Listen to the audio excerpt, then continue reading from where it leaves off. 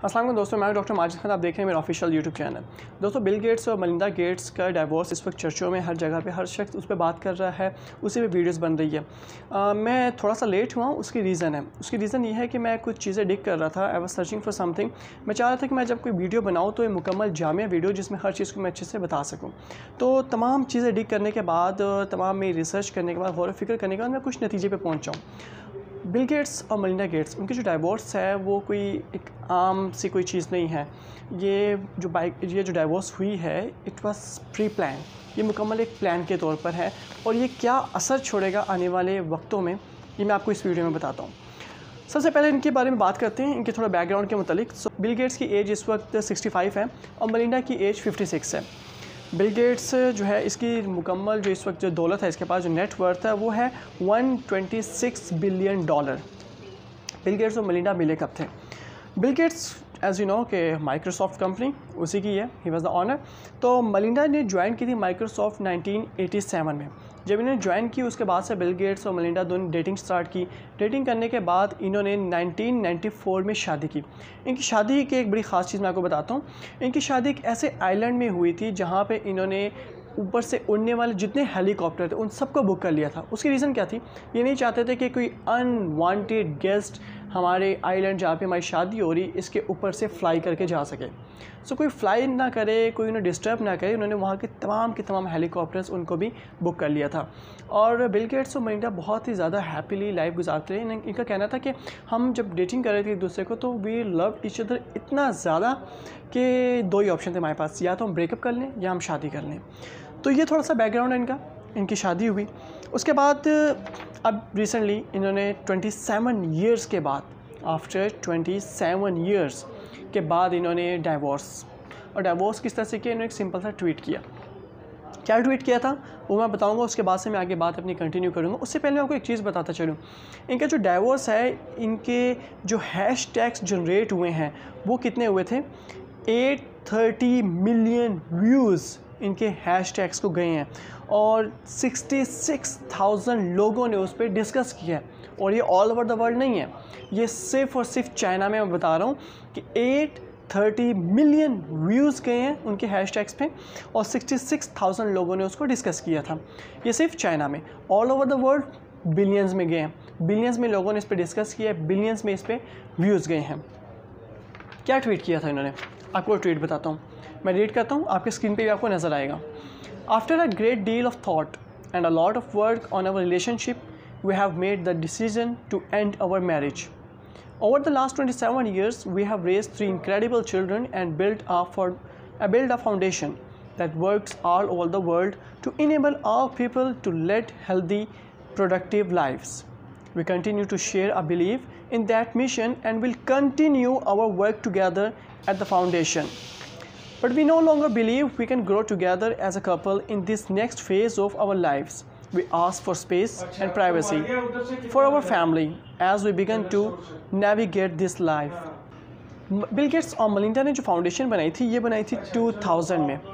और इन्होंने यहाँ पे जो जिक्र किया है अपने ट्वीट में, दे सेड कि हम अब साथ नहीं रह सकते, ठीक है, हम लोग मैरिड लाइफ साथ नहीं गुजार सकते, मगर हम लोग ये जो फाउंडेशन जो हमने बनाई है, जो लोगों की हेल्प आउट करती है, जो वर्ल्ड ओवर द डिसीजंस लिए जाते हैं डिजीज़ को लेके, वो इस फाउंडेशन का बहुत ज़्यादा उसमें अमल दरामद होता है।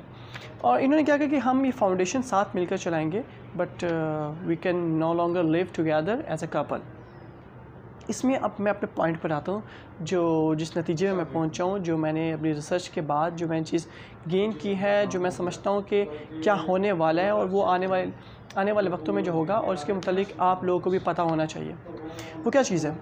देखिए, इन्होंने एक बहुत बड़ी बात की है कि हम लोग अपनी फाउंडेशन को साथ चलाएँगे।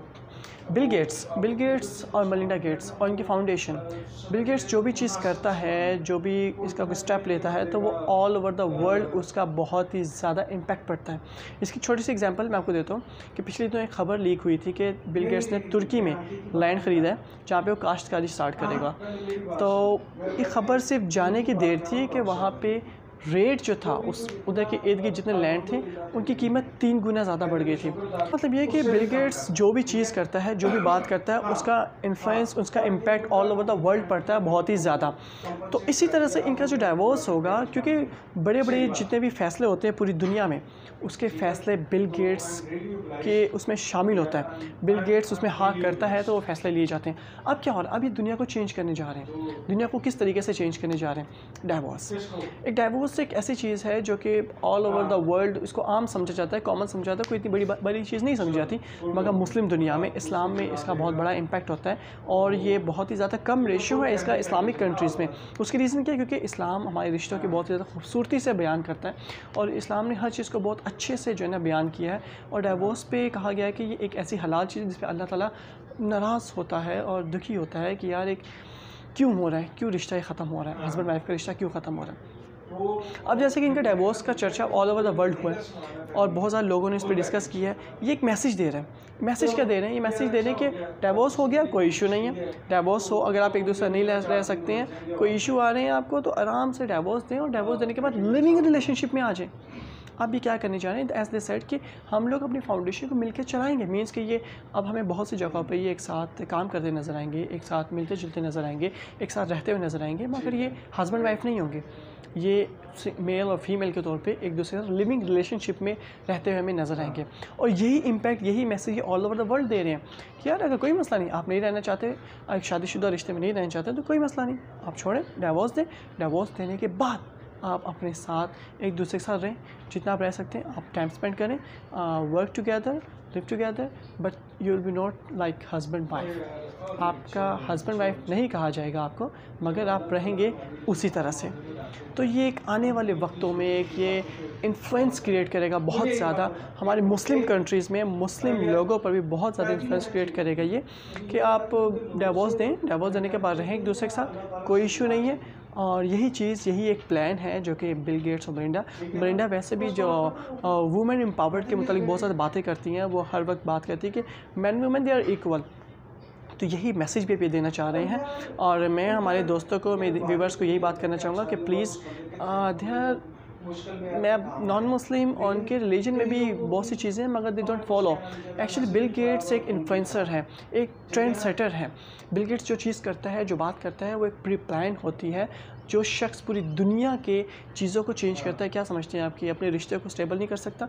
अपने रिश्ते को 27 ईयर्स अगर आपने किसी के साथ वक्त गुजारना हो तो वहाँ पे आपके लिए कुछ साल या कुछ महीने, बल्कि एक लम्हा भी बहुत होता है। आप अंदाज़ा कर लेते हैं कि मैं इस शख्स के साथ वक्त गुजार सकता हूँ कि नहीं गुजार सकता। They spend 27 years and now they are separating, they have been separated with divorce and now they are living together. They said we will live together, we will do everything together. It means कि ये एक नया trend लाने जा रहे हैं। आप लोग डाइवोर्स दें, डाइवोर्स देने के बाद एक साथ रहें, कोई इशू नहीं, बट एज अ मुस्लिम हमें इस चीज़ों को बहुत ज़्यादा सोचना होगा, हमें इस पे बहुत ही ज़्यादा नज़रसानी करनी होगी कि हमें इस्लाम में इस चीज़ की इजाज़त नहीं है और इस्लाम में डाइवोर्स को पसंद नहीं किया गया। हाँ, बहुत ही ज़्यादा कोई मुश्किल सिचुएशन हो जहाँ पे बहुत ज़्यादा ज़रूरी हो तो वहाँ पे इसकी इजाज़त है, मगर कोशिश यही होनी चाहिए कि किसी न किसी तरीके से मामले को सॉल्ट आउट करके एक साथ रहा जाए, प्यार और मोहब्बत से रहा जाए। तो मेरा आज का यही मैसेज था मेरे तमाम दोस्तों से कि बहुत ही ज़्यादा जो है ना ख्याल रखें, ये ट्रेंड जो सेट किया जा रहा है इस ट्रेंड को फॉलो मत कीजिएगा, इसका इम्पैक्ट अपने ऊपर बिल्कुल भी मत होने दीजिएगा। आपके मेज़बान डॉक्टर माजिद खान को इजाज़त दीजिए, फिर मुलाकात होगी आपसे। और अगर कोई बात आपके ज़हनों में है इससे मुतालिक तो कमेंट लाजमी कीजिए। और अगर आपको समझते हैं कि ये वीडियो आपको अच्छी लगी और समझते हैं दूसरे से शेयर करनी चाहिए, इसको शेयर करिए और मेरे चैनल को सब्सक्राइब कीजिए। Thank you so much. अल्लाह हाफ़िज़।